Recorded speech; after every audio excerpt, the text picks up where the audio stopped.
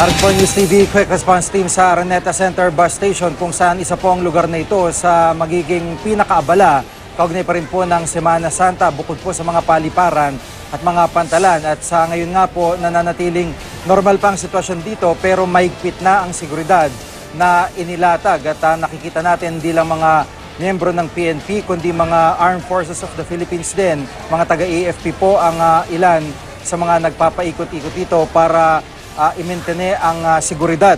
Kasado na ang planong pang-seguridad ng PNP para sa Semana Santa. Yan ang tinat ni PNP Chief Ronald De La Rosa sa kanyang pag-inspeksyon kanina dito sa Araneta Center Bus Station. Sinilip ang isang palis na bus at chinek ang kondisyon nito pati na ng tsuper. Naisa raw personal na paalalahanan ng mga driver na mag-ingat para iwas disgrasya. Ayon kay De La Rosa, nakalatag na ang mga police assistance desk sa mga terminal ng bus, pantalan, paliparan, mall at mga highway. May mga nag-iikot ding K9 unit.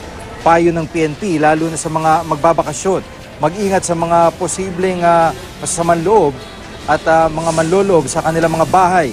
Sa ngayon, wala naman daw banta sa seguridad pero pinapayuhan pa rin ng publiko na maging maingat at mapagmatsyag